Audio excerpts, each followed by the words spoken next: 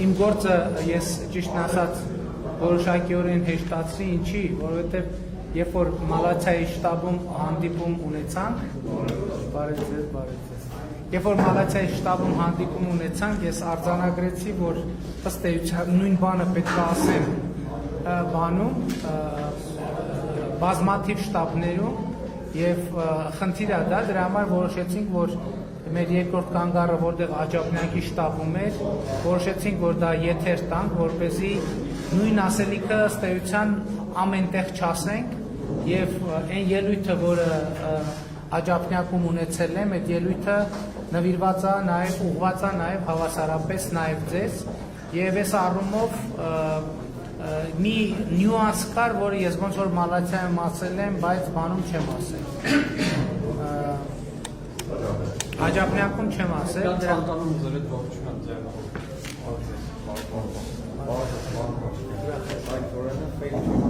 Իմացա, ճանաչեցի արդեն։ Ժորժան, նստեք, եկեք, Հայկ նստեք, անցեք նստեք։ Ես էլի ուզում եմ բոլորիդ այս մի պահը ուղղված է անհատապես, դրա համար ուզում եմ, որ բոլորիդ ասեմ, ուզում եմ շնորհակալություն հայտնել, որ պինդ եք մնացել այս ողջ ընթացքում, որովհետև շատ դժվար եւ դաժան ժամանակներ ենք ապրում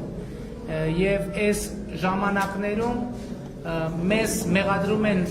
ամեն ինչի մեջ, ինչում հնարավոր է մեղադրել։ Ես մալացիայի շտաբում մի նյուանսի անդրադարձա, որ երբ որ ասում են, որ մեր հասցեին ասում են դավաճան, պետք է կանգնեցնել առանց էմոցիաների, առանց նյարդայնանալու։ Ասել շատ լավ, ձևակերպեք ինչու՞մ է դավաճանությունը։ Ինչու՞մ է դավաճանությունը։ Դավաճանությունը այն է, որ 7 շրջանները մերը չեն այլևս։ Սկսած 1995-7 թվականից դուք բոլորդ բանակցել եք 7 շրջանները հանձնելու մասին։ Անվերապահորեն, դա նույնիսկ քննարկման առարկա չի եղել որևէ մեկի կողմից, ոչ Լևոն Տեր-Պետրոսյանի, ոչ Ռոբերտ Քոչարյանի, ոչ էլ Սերժ Սարգսյանի կողմից։ Դավաճանությունը այն է, որ պատերազմա սկսվել։ Բայց 2016 թվականին էլ պատերազմ սկսեց։ Բայց ինչի դավաճանություն չէիք համարում այդ պատերազմը։ Պատերազմից կարելի է խուսափել։ Իհարկե կարելի է խուսափել, եթե բավարարվեր Ադրբեջանի բոլոր պահանջները։ Երբ Լևոն Տեր-Պետրոսյանը հարցազրույց է տալիս, ասում է Ռոբերտ Քոչարյանը, ասում է, որ մեր ժամանակ Ադրբեջանն էր միշտ մերժում առաջարկը, լուծման առաջարկները։ Տեր-Պետրոսյանն ասում է, հա պարզ էր, որովհետև Ադրբեջանը հասկանում էր, որ ժամանակը իր օգտին է աշխատում։ Եվ հետևաբար այն ինչ որ դուք անվանում եք, այսպես ասած հաղթական ժամանակներ, դա ընդամենը Ադրբեջանը, ինչպես վկայում է Տեր-Պետրոսյանը, իր օգտին էր աշխատացնում։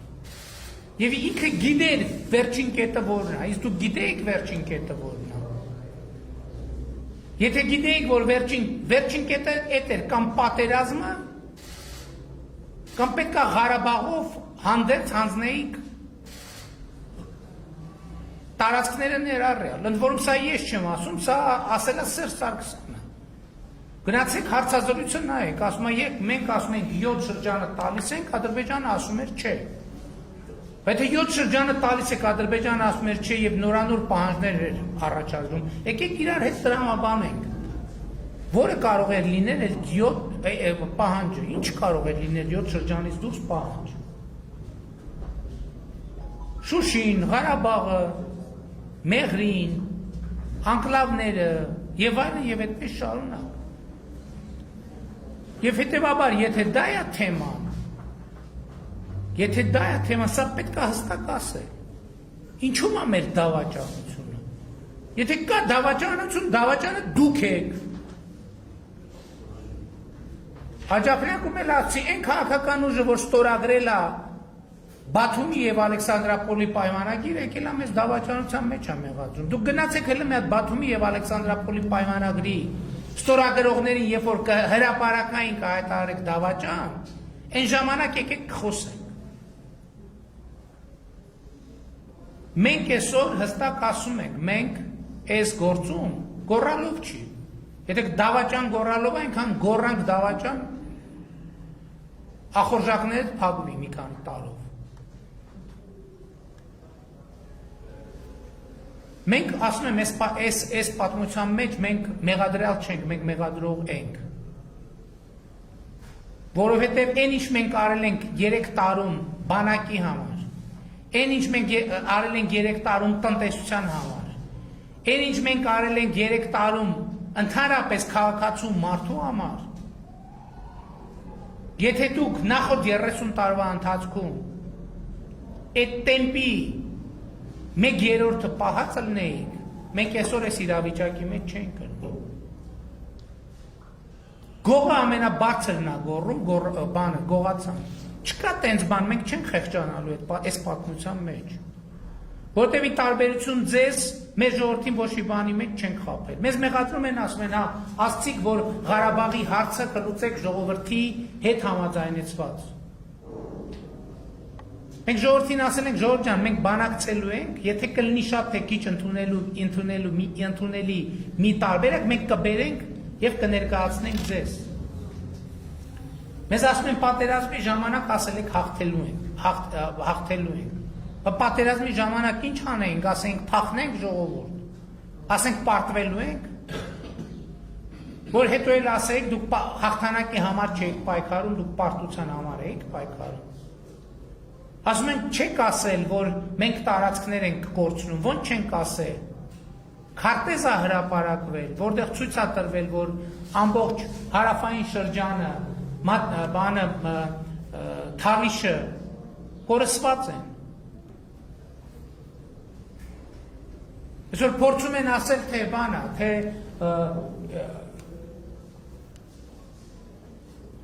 ինչ որ այդ Լելե թեփեի պատմում փորձում են ասել, ասում են, սկզբից բան էր, սկզբից ուզում էին ասեին, որ վարչապետի որդին չի եղել բանում,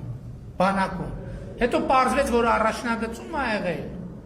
հետո սկսեցին ասել, թե գիտես ինչ ունես մի հատ ճիշտ առաջնագծերում է եղել, բայց մի հատ ապահով տեղում է եղել։ Երբ որ պարզվեց, որ որդուս ընկերը նույն խրամաբջիջի մեջ գտնվող, նույն խրամաբջիջի մեջ, ընդ որում այդ ժամանակ սենց պարկած մարմիններով իրար կպած են եղել։ Զոհվել է։ Հասկանում եք, ժողովուրդ չի կարել, ականը, այդ արկը որոշեր, որ զոհվողը այդ երկու տղաներից պետքա լինի։ Այդ տղայի անուն ազգանունը կա, հասցեն կա, հեռախոսի համարը կա։ Հիմա եկել են ասում են 1800 հատ զոհ են տվել, որ վարչապետի որդուն էվակուացնել։ Վարչապետի որդուն ոչ մեկ չի էվակուացրել։ Ոչ մեկ չի էվակուացրել։ Վարչապետի որդին իր ստորաբաժանումների հետ նահանջել է եւ ինչպես ուրիշները նույն կերպել այլք։ Այստեղ ուրիշ մանրամասներ էլ կան, որ ես հիմա հարկ չեմ համարում նշեմ։ Մեզ մեղադրում են ամեն ինչի մեջ։ Ընդհուպ սատանային ծառայելու մեջ։ Բայց կա մի կարևոր հանգամանք։ Մենք ինչ ենք մինչև այսօր այստեղ եւ կանգնած, որովհետեւ մենք այդ ամեն ինչի մեջ մեղավոր չենք, որովհետեւ եթե մենք լինեինք դա, մենք այսօր խոսելու բարոյական ուժ չէինք ունենալ։ Չենք կարող։ Մենք մարդկանց աչքերի մեջ չենք կարող նայել։ Այսօր մենք շատ բան ենք կորցրել, բայց մենք պահպանել ենք մարդկանց աչքերի մեջ նայելու իրավունքը։ Էլ եմ ասում, այդ հայացքի մեջ շատ մեծ կորուստ կա, այդ հայացքի մեջ տառապանք կա, այդ հայացքի մեջ պարտություն կա, բայց այդ հայացքի մեջ չկա մի բան, որը մեզ կզրկի մարդկանց աչքերի մեջ ուղիղ նայելու իրավունքից։ Ովքեր են այդ դավաճան գոռացողները, երկիրը թալանածները։ Դասում են ձեր օրոք պարտություն ա եղել, բայց ձեր օրոք հոկտեմբերի 27 ա եղել։ Բայց Ռոբերտ Քոչարյան եւ Սերժ Սարգսյան եկեք բան տվեք, պատասխան տվեք հոկտեմբերի 27-ի մասին։ Եկեք պատասխան տվեք նրա մասին, որ ձեր ղեկավարած ազգային անվտանգության ծառայությունը տեղյակ ա եղել, որ Նաիրի Հունանյանը մտնելու է եւ զենքով բան անելու։ գնդակահարելու է ժողովրդի առաջնորդներին։ Բայց բա պատասխանը ձեզ թվում է թե դուք պատասխան չեք տալու, հոկտեմբերի 27-ի համար պատասխան չեք տալու։ Ասում եմ, բայց այդ վարչապետը Թուրքիայի գործակալն էր, էլ ինչ պետք է լիներ, որ այնա եղավ։ Բայց 1999 թվականին Հայաստանի ղեկավարը, որ Թուրքիայի գործակալը, էլ ինչ պետք է աներ։ Էլ ինչ պետք է աներ։ Ժողովրդի առաջնորդներին գնդակահարել խորհրդարանի բանում, դահլիճում։ Թուրքիայի գործակալի անելիք էլ ինչ պետք է աներ։ Երկիրը թալաներ միլիարդներով հարաբերությունից փողեր դուրս տաներ Եվրոպաներում, չգիտեմ որտեղ, ինչեր ձեռք բերել։ Մարդկանց իրավունքից զրկել։ Սափրագլուխների բանակներով երիտասարդությանը ճնշել։ Երիտասարդներին տանել բանակ եւ կերակրել կներեք արտահայտության անասնակերով։ Բա Թուրքի գործակալը ինչ ուրիշ ինչ պետք է ասել ժողովուրդ, ես Թուրքի գործակալ եմ, հիմա ձեր վարչապետին ու ազգային ժողովի նախագահի հետ բանատեղային ունենալու հոկտեմբերի 27-ին երկիրը թալանվելու է, ձեր զինվորներն էլ բան են ելնելու, անասնակեր են ուտելու։ Բա այդ ինչ, այս ամեն ինչը մի օրում է ստեղծվել։ Բա դուք ինչ եք բանակցել։ Այսօր մեզ ասում են մեղրի։ Որևէ մեկը կարող ասի, որ ես Հայաստանի որևէ մի պաշտոնյայի առաջ հարց եմ դրել, քննարկել, որ մենք մեղրին կամ մեղրի միջանցք պետք է տանք։ Ես ասում եմ, չի եղել, մենք տենց բան չենք քննարկել, չենք քննարկում ու չենք քննարկելու։ Իսկ Ռոբերտ Քոչարյանը անվտանգության խորհրդի նիստ է հրավիրել, դրել է, որ մեղրին պետք է փոխանակենք, տանք Ադրբեջանին։ Այդ նշանակում է, որ Հայաստանը ոչ միայն մեկ ցամաքային սահման են ունենալու, նաև մեկ օդային սահման են ունենալու, որով կկարողանար որոշակի գործունեություն ծավալել։ Բա պատասխան տվեք, բա այդ ոնց է եղել, որ անվտանգության խորհրդի նիստ եղել է, Կարեն Դեմիրճյանն ու Վազգեն Սարգսյանը դեմ են արտահայտվել, դրանից հետո էլ Վազգեն Սարգսյանը գնացել է Մեղրիում հայտարարություն արել, ասել է Մեղրին պայթելու է Երևանի կենտրոնում, դրանից հետո ինչ-որ մեկը մտել է խորհրդարանում գնդակահարել է Վազգեն Սարգսյանի եւ Կարեն Դեմիրճյանի։ Այդ դուք եք մեզ ասում դավաճաններ։ Այդ դուք եք Թուրքիայի գործակալի ակնարկանում։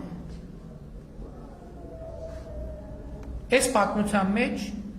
էլի ստացվեց, որ նույնը կրկնեցի մի քիչ ուրիշ տրամաբանությամբ, այս պատմության մեջ մենք ամբաստանյալ չենք, մենք մեղադրող ենք։ Եվ մենք այսօր ասում ենք, այո, այսօր, հենց այսօր, նաև Հայաստանում ազգային ազատագրական պայքար է տեղի ունենում, որովհետև խաղասեղանին է դրված մեր պետականությունը, մեր ինքնիշխանությունը, մեր անկախությունը, մեր քաղաքացիությունը։ Եվ մենք այս գծից չենք նահանջելու, ժողովուրդ։ Մենք կանգնելու ենք ամուր։ Որովհետև այո, մենք ժողովրդին տալու ենք հաղթելու հնարավորություն, դա մերն է, որովհետև եթե մենք չլնենք, այդ նշանակում է ժողովուրդը չունի հաղթելու հնարավորություն։ Այդ նշանակում է, որ ժողովուրդը պիտի ընտրի թարմ, պակաս թարմ և հին ավելի հին փդած համակարգերի միջև։ Այո, մենք վերջին 3 տարում Հայաստանում այնքան փոփոխություն ու բարեփոխում ենք արել, էլի ասում եմ, որ եթե վերջին 30 տարվա դրա 1/3 տեմպը պահվեր, Հայաստանը այսօր որակապես նոր երկիր կլիներ, ուրիշ երկիր կլիներ, ուրիշ բանակով, ուրիշ տնտեսությամբ, ուրիշ միջազգային հեղինակությամբ եւ ուրիշ կշռով։ Եվ մենք այս ճանապարհով գնալու ենք։ Եվ ուզում եմ նաեւ անդրադառնալ ընթացիկ սահմանային իրադրությանը։ Այո, մենք հստակ քաղաքական որոշում ունենք, որ մենք գնալու ենք այստեղ, թույլ չենք տալու պատերազմներ եւ չենք գնալու սրացումների եւ լուծելու ենք խաղաղ դիվանագիտական ճանապարհով։ Եվ երեք առաջարկ տարել եմ, որը մտնում է մեր տրամաբանության մեջ։ Ինչ ենք մենք ասում։ Մենք ասում ենք սահմանագծից 2 զորքերը հետ են քաշվում, միջազգային դիտորդներ են գալիս, կանգնում եւ միջազգային հովանու ներքո մենք իրականացնում ենք սահմանագծում։ ասում են մեզ սահմանագծում դեմարկացիա պետք չի։ Սահմանը 21-րդ դարում այնա նույնն է, ինչ որ ենթադրենք միջնադարում եւ դրանից առաջ Պարիսպներ։ Ոնց որ ասեմ, Պարիսպ պետք չի։ Չի կարող լինել այդպիսի բան, որ մենք այո պետք է ունենանք գծանշված, արձանագրված, պայմանագրերով հիմնավորված պետական սահման, որը Պարիսպն է։ Այո, կան տեղեր, հատվածներ, որտեղ շատ դժվար է եւ նույնիսկ անհնար է սահմանները շատ երկար պետք է աշխատել։ Դա չի նշանակում, որ մենք երբ որ ասացինք դեմարկացիա, դելիմիտացիա, 2 օրում sense գծեցինք ինչ որ ձևով ու ավարտեցինք։ Ոչ ամենևին։ Ես այդ անդրադարձել եմ իմ ելույթներում եւ այնպես որ այդ թեմաներից պետք է չվախենալ, պետք է հստակ վստահ գնալ առաջ ժողովուրդ եւ էլի ասում եմ, ինչքան պետք լինենք մենք Հայաստանի քաղաքացիների, մենք այնքան հստակ կանգնելու ենք այդ քաղաքացիների պաշտպանության դիրքերում։ Այսքանը շնորհակալ։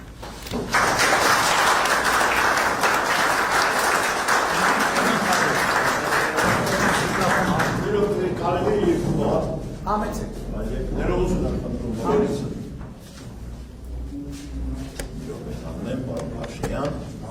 Ուրեմն, պարոն Փաշինյան, ներկայանամ, Ալոն Երեմյան, ես ձեզ առաջին անգամ հանդիպել եմ 99 թվականի մարտի 26-ին, խմբագրությունում, այն ժամանակ դուք ավելի երիտասարդ էիք, ես էլ ջահել էի, հիմա փոխվել եմ, ասած ինչ է, ես ձեզ արևներ եմ փոխանցում սահմանագծից, իմ տղա զինվորական է փոխգնդապետ, մասնակցել է բոլոր պատերազմի բոլոր օրերին եւ առանց զոհի իր զորքը հետևել, քաշել մինչև պատերազմի ավարտը։ Իր եւ իր ընկերները խնդրեցին ձեզ մեծագույն բարևներ եւ բարեմաղթանքներ եւ հաջողություններ ցանկալ եւ ասեցին մենք ձեր կողքին ենք։ Այդ մեկ։ Երկրորդը, պարոն Փաշինյան, ուրեմն ես այն մարդկանց մեկն եմ, որ անգիր, լավ անգիր չէ, գոնե տիրապետում է մեր հայոց նորագույն պատմությունը օրերով, ամսացներով, ժամերով։ Գիտեմ բոլորին, տիրապետում եմ բոլորի ելույթներին, բոլորի մտքերին։ Ուրեմն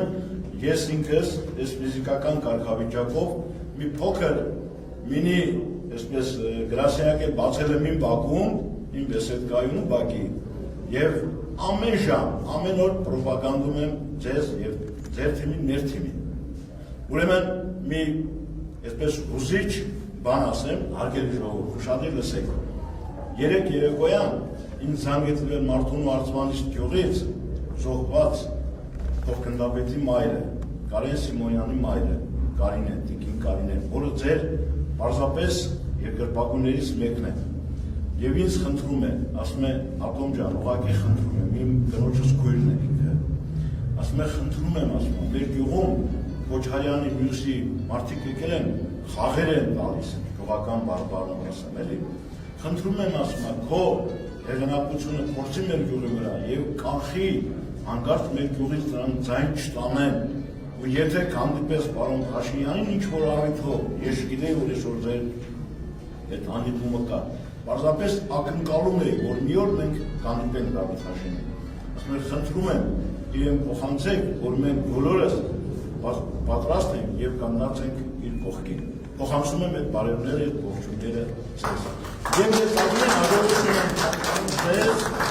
ամենայն բարիք, ամենայն հաջողություն, պարոն Փաշինյան։ Այսօրվա հանդիպումը տենց ճիշտ է,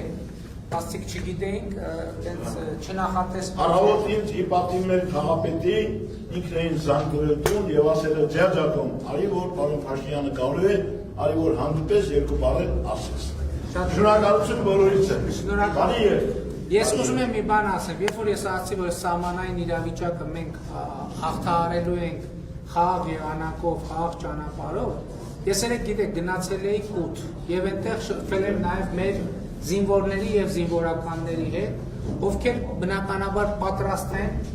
իրենց առաջ դրված ցանկացած խնդիր կատարել, բայց ես նաեւ ուզում եմ ասել, որ մեր զինվորականների հետ քննարկել եմ, տեղում կանգնած մեր զինվորականների հետ քննարկել եմ եւ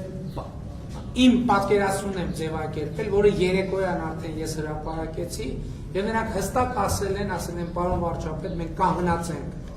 այդ դիրքորոշման կողմից, եթե ինչ խնդիր կդնենք մենք կլուծենք, բայց Մենք պաշտպանում ենք նաև ձեր այն դիրքորոշումը, որ մենք գնանք քաղաքական դիվանագիտական ճանապարհներով լուծենք, այնպես որ նաև մեր զինվորականների հետ այդ հարցը քննարկված եւ այս նրբության մեջ էլ կարեւոր եմ համարում, որ որևէ տարընթերցում չլինի։ Դուք էլ կբարևեք ձեր գործում։ Գիտեք, ուղղակի այսպես ասած իմ պատկերացումը ձեր այս քարոզարշավի հետ կապված։ Գիտեք, այստեղ ովքեր հավաքվել են, այն մարդիկ են, ովքեր իսկապես ձեզ հավատում են։ Ոչ մեկը չի եկել ուժով, համոզելով, բոլորը եկել են, որովհետև եկել են, որովհետև համոզված են, որ շատ-շատերը իրենց վրա անմիջականորեն զգացել են այն փոփոխությունները, ինչի մասին դուք ասում եք։ Անձամբ ես օրինակ 3 երեխա ունեի արտասահմանում սովորած, մեկ արդեն եկել է ի գործով եւ պարոն Պապիկյանի նախարարությունում է աշխատում, այնպես որ մենք